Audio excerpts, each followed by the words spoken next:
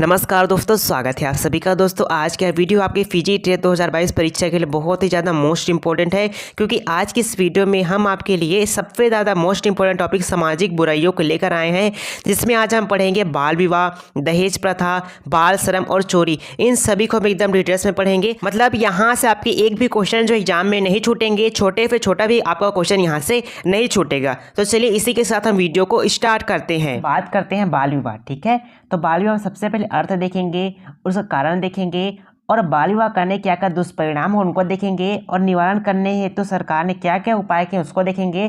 फिर उसके बाद बाल विवाह के महत्वपूर्ण तथ्य के बारे में चर्चा करेंगे। तो सबसे पहले देखते हैं आपका बाल विवाह का अर्थ क्या होता है। ठीक है, चलिए देखते हैं बाल विवाह का अर्थ क्या होता है।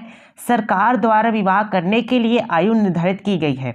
मतलब सरकार के द्वारा विवाह करने के लिए एक आयु फिक्स की गई है, तय की गई है। अगर उस आयु से कम में विवाह किया जाता है, जो आयु तय किया गया सरकार के द्वारा, उससे कम में अगर विवाह करेंगे, शादी करेंगे, तो उसे हम क्या कहेंगे? बाल विवाह कहेंगे। ठीक है, वर्तमान में विवाह योग्य आयु कितनी है? अभी लड़कों की जो उम्र है वो कितनी? 21 वर्ष है और लड़की की जो उम्र है आपका 18 वर्ष है।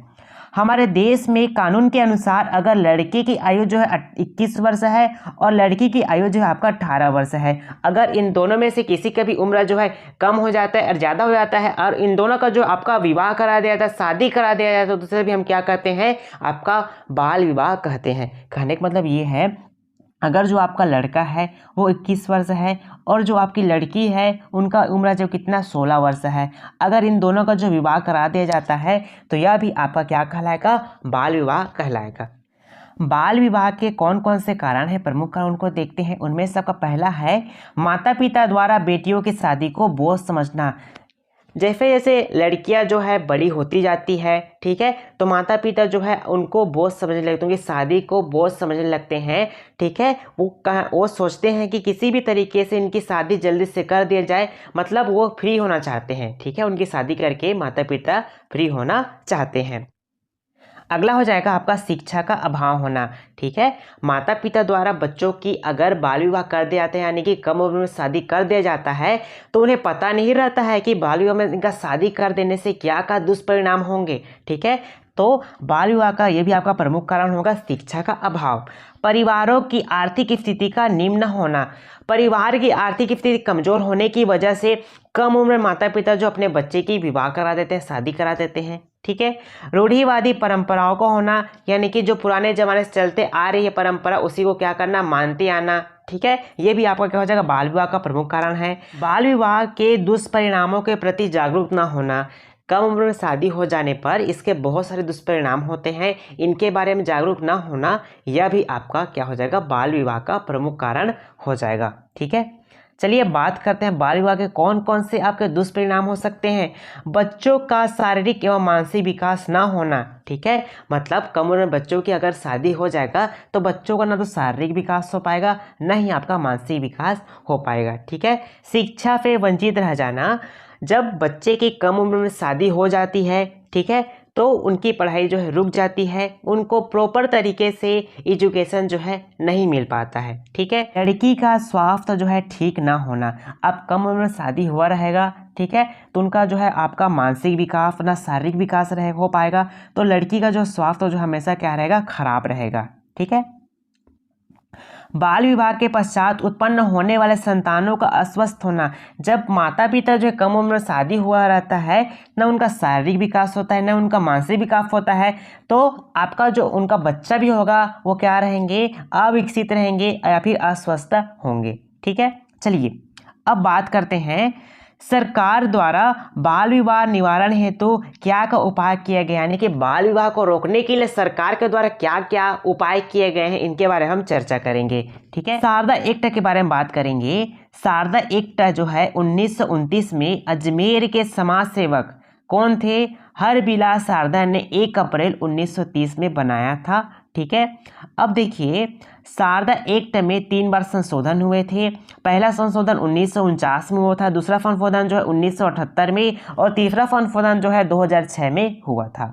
ठीक है। 1978 से पहले जो लड़कों की शादी की उम्र थी, विवाह की उम्र थी, वो कितनी थी? 18 वर्ष थी। और लड़कियों की शादी की उम्र जो है आपका 14 वर्ष था। लेकिन जब 1978 में शारदा एक्ट में संशोधन हुआ तो इसमें क्या किया गया? लड़कों की उम्र को 18 वर्ष से बढ़ाकर 21 वर्ष कर दिया गया और लड़कियों की उम्र को 14 वर्ष से बढ़ाकर कितना कर दिया गया? 18 वर्ष कर दिया गया। ठीक है, चलिए देखते हैं बाल विवाह निषेध अधिनियम 2006 क्या है। ठीक है, केंद्र सरकार द्वारा 2006 में शारदा एक्ट को समाप्त कर दिया गया और शारदा एक्ट को समाप्त करने के बाद एक नया कानून लाया गया जिसे हम बाल विवाह निषेध अधिनियम के नाम से जानते हैं। बाल विवाह निषेध अधिनियम को 2006 में बनाया गया। ठीक है, और इस कानून को 1 नवंबर 2007 में लागू किया गया। बाल विवाह निषेध अधिनियम के तहत विवाह के लिए न्यूनतम आयु कानूनी उम्र जो है आपका महिलाओं के लिए 18 वर्ष कर दिया गया और पुरुषों के लिए जो 21 वर्ष कर दिया गया। ठीक है, इसके अंतर्गत उन लोगों के खिलाफ कार्यवाही किया जाएगा जो बाल विवाह का क्या करते हैं? परमिशन देते हैं, उनको बढ़ावा देते हैं। ठीक है, अर्थात इनका उल्लंघन करने पर 2 वर्ष का सजा दिया जाएगा और 1 लाख का जुर्माना दिया। यानी कि जो व्यक्ति बाल विवाह का इजाज़त देते हैं, बाल विवाह कराने के लिए उकसाते हैं, ठीक है, उनको क्या किया जाएगा? आपका 2 वर्ष की सज़ा दिया जाएगा और 1 लाख रुपए जुर्माना के रूप में देना होगा। ठीक है, यह प्रावधान दिया गया था। ठीक है, चलिए अब बात करते हैं बाल विवाह के संबंध में महत्वपूर्ण तथ्य कौन कौन से हैं। ठीक है, सबसे ज़्यादा बाल विवाह जो है अक्षय तृतीया आखा तीज के दिन होता है। ठीक है, भारत का प्रथम लिखित और प्रमाणित बाल विवाह जो है हर्षवर्धन के काल में देखने को मिलता है। उसने अपनी छोटी बहन राजश्री का विवाह जो है कन्नौज के शासक ग्रीवर्धन के साथ कराया था और उस समय राजश्री का उम्र कितना था? केवल 12 वर्ष था। ठीक है, चलिए देखते हैं सर्वाधिक बाल विवाह जो है बिहार में होता है। कहाँ होता है? तो नोट कर लीजिएगा, सर्वाधिक बाल विवाह जो है आपका बिहार में होता है और सबसे कम बाल विवाह जो है कहाँ पर होता है? हिमाचल प्रदेश में होता है। ठीक है, चलिए अब देखते हैं आपका बाल विवाह निवारण हेतु क्या क्या उपाय किए गए। हमने पहले पढ़ा आपका क्या था? सरकार के द्वारा 2 उपाय किए गए तो उसको पढ़ा था। ठीक है, अब चलिए पढ़ते हैं।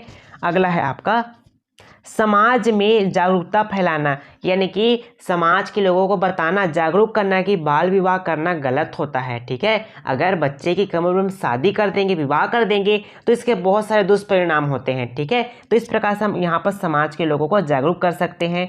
शिक्षा का प्रचार प्रसार करना, ठीक है, मतलब उनको बताना कि बाल विवाह कर देने से लड़कियों को कितना बड़ा नुकसान होता है, यानी कि उनका शारीरिक विकास नहीं हो पाता है, ना मानसिक विकास हो पाता है, जिससे कि क्या होते हैं? वो अस्वस्थ होते हैं और उनके बच्चे पैदा होते हैं वो क्या होते हैं? आपके अस्वस्थ होते हैं। ठीक है, नुक्कड़ नाटकों के माध्यम से समाज में बाल विवाह के दुष्परिणामों के बारे में अवगत कराना। ठीक है, मतलब जो भी आपके बाल विवाह के क्या होते हैं? दुष्परिणाम होते हैं, उसे हम नाटक के द्वारा क्या कर समाज को दिखा सकते हैं कि ये दुष्परिणाम होते हैं।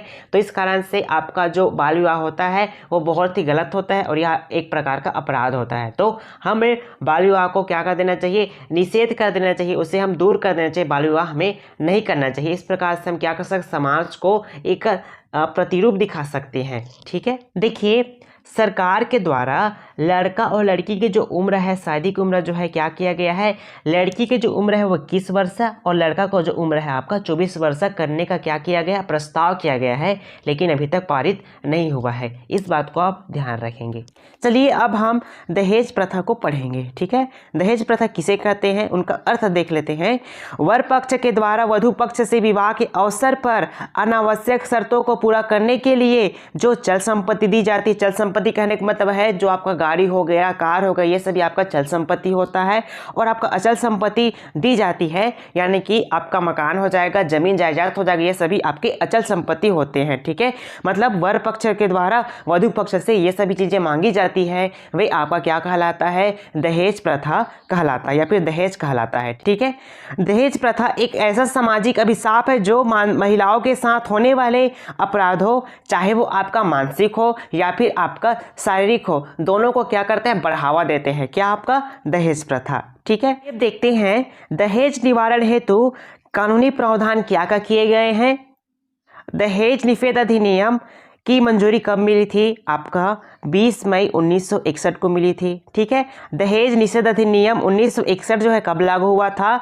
तो ध्यान रखेंगे 1 जुलाई 1961 को लागू हुआ था। जम्मू कश्मीर में भी आपका दहेज निषेध अधिनियम जो है 31 अक्टूबर 2019 से लागू हो गया है। ठीक है। अब दहेज जो है आपका एक प्रकार का अपराध है। ठीक है। इस अपराध की प्रकृति कैसी होती है? तो यह आपका संघीय अपराध है या गैर जमानत अपराध भी कहा जाता है। ठीक है।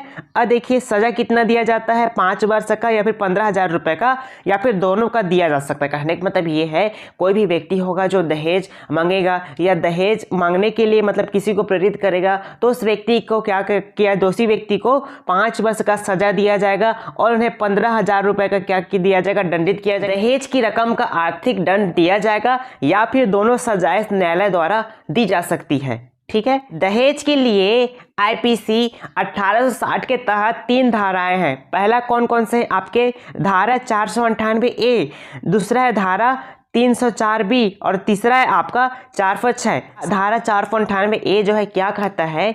इस धारा के अंतर्गत यह प्रावधान किया गया है कि विवाह के पश्चात लड़की के पति या उसके ससुराल वाले गलत व्यवहार करते हैं लड़की के साथ या उसके साथ मारपीट करते हैं, चाहे वो किसी कारण भी करते हो। ठीक है।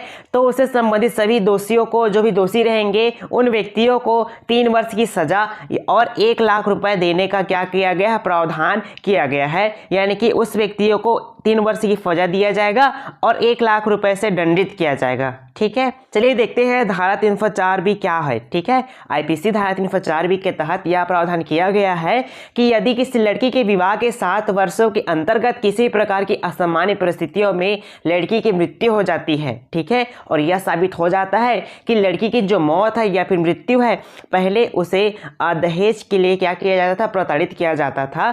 तो ऐसी परिस्थिति में उससे संबंधित दोषियों को 7 वर्षों की सजा जो है आपकी दी जाएगी। ठीक है। ये आपका प्रावधान किसमें किया गया है? धारा 304B में किया गया है। ठीक है। अगला है आपका धारा 406 क्या है? ठीक है। आईपीसी धारा 406 के तहत यह प्रावधान किया गया है कि तलाक हो जाने के बाद वर पक्ष द्वारा वधु पक्ष को उससे सही प्रकार की संपत्ति को वापस लौटाया जाएगा। ठीक है। यदि वर पक्ष के द्वारा ऐसा नहीं किया जाता है तो उनसे संबंधित सभी दोषियों को 3 वर्ष की सजा देने का प्रावधान किया गया है। किसमें किया गया है? आपका धारा 406 में किया गया है। ठीक है।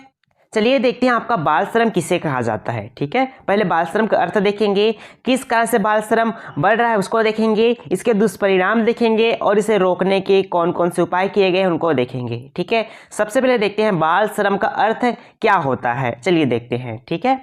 बाल श्रम का अर्थ जो है सरकार के द्वारा जो आयु तय की गई है या निर्धारित की गई है, अगर निर्धारित आयु से कम आयु के बच्चों से कार्य करवाया जाता है तो आपका वो क्या कहलाता है? बाल श्रम कहलाता है। ठीक है। कहने का मतलब ये है सरकार ने एक एज फिक्स कर दिया है कि इस उम्र तक के बच्चे से कार्य नहीं करेंगे, अगर कार्य करेंगे तो वे आपके क्या कहलाएंगे? बाल श्रम कहलाएंगे। अब हम कैसे जानेंगे कितने कितने उम्र के बच्चों को बाल श्रम के दायरे में शामिल किया गया है, उनको देख लेते हैं।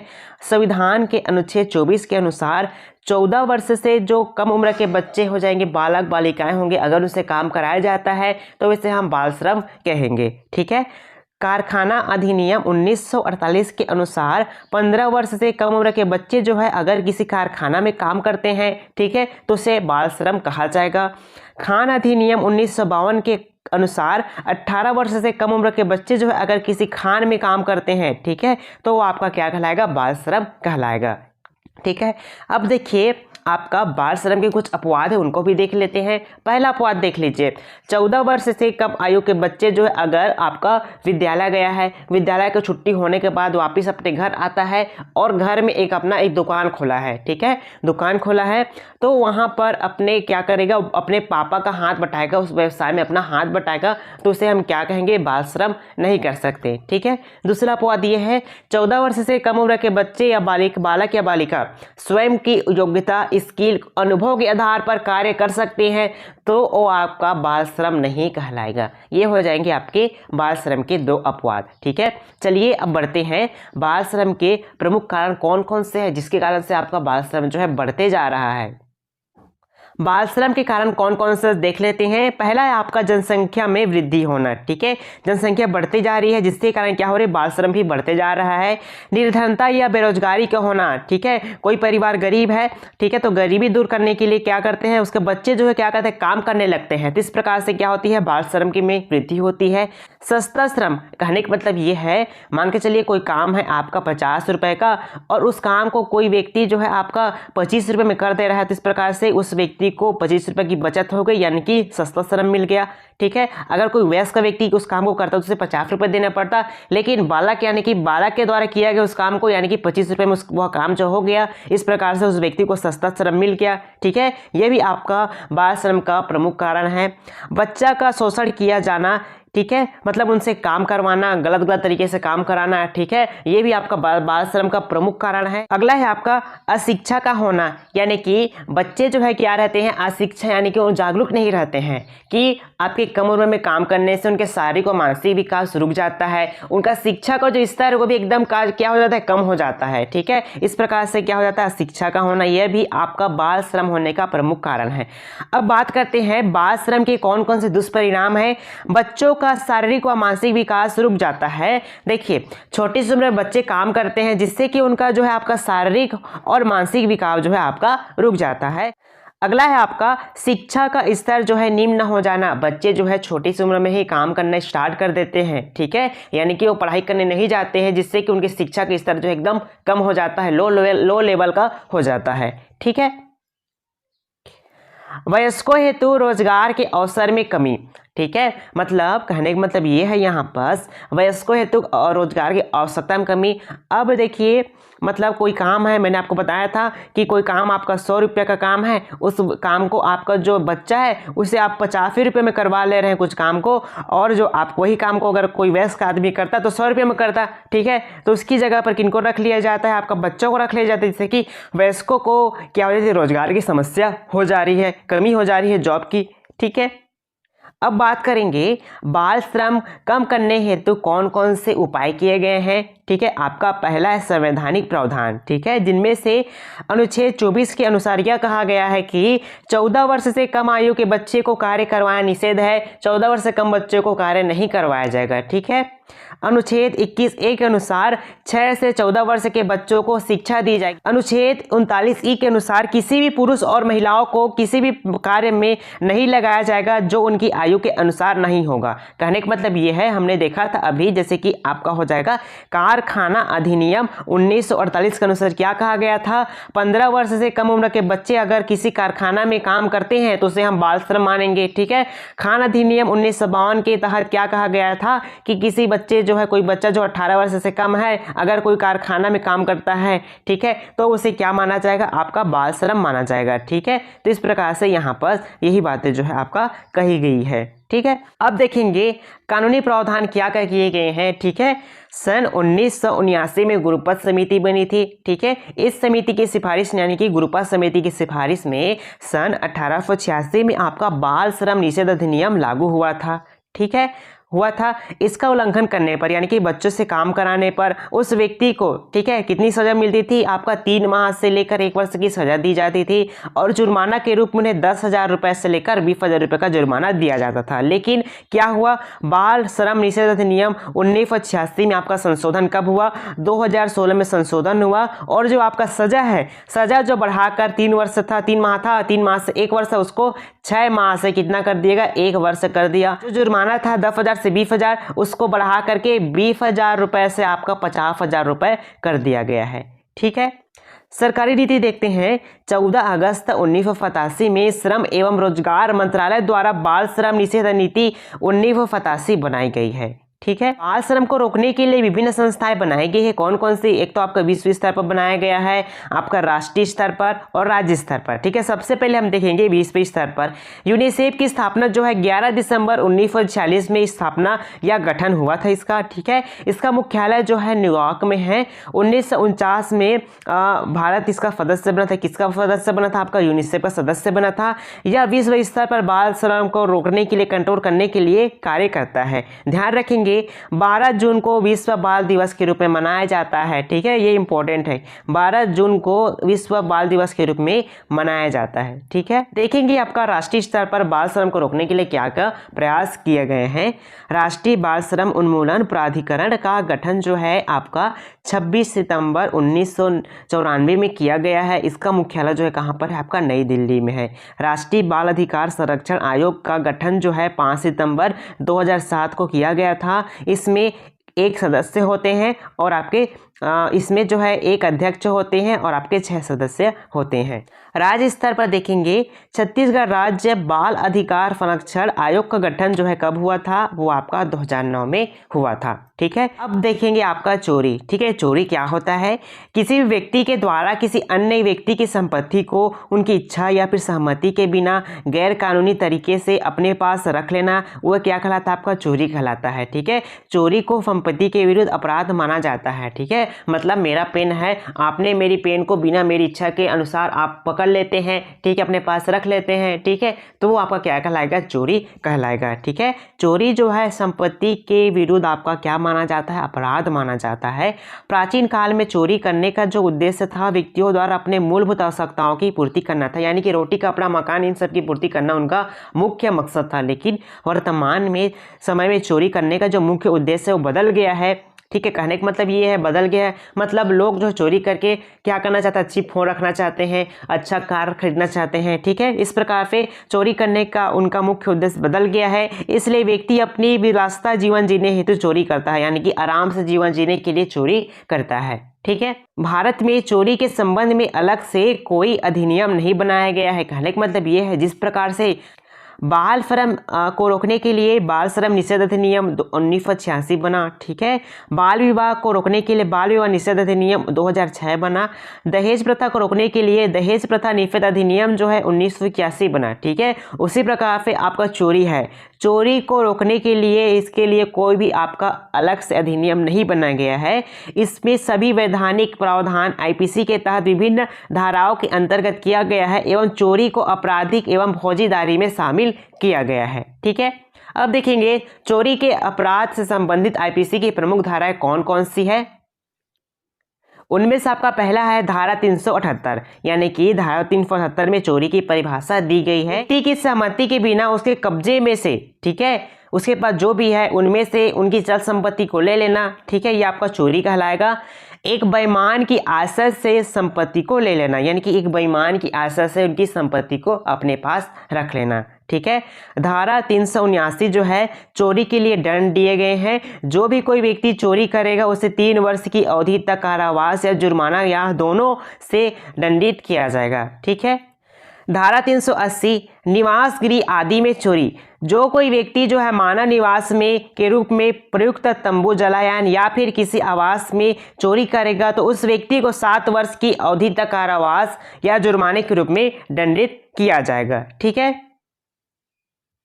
धारा 381 लिपिक या सेवक द्वारा स्वामी के कब्जे की संपत्ति की चोरी करना, जो भी कोई क्लर्क होगा या फिर कोई नौकर होगा वो अपने मालिक के कब्जे में से, यानी कि मालिक की जो संपत्ति है उनमें से चोरी करेगा, ठीक है, तो उसे 7 वर्ष की सजा दिया जाएगा, अधिकतम 7 वर्ष की सजा दिया जाएगा। ठीक है, और जुर्माने के रूप में उन्हें दंडित किया जाएगा।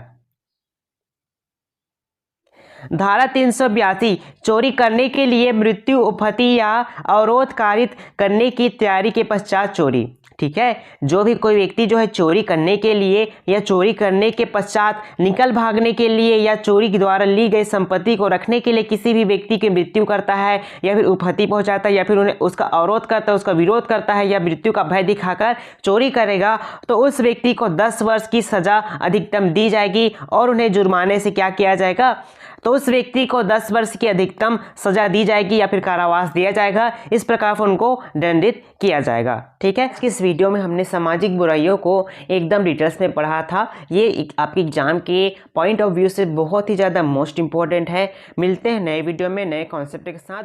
All the best.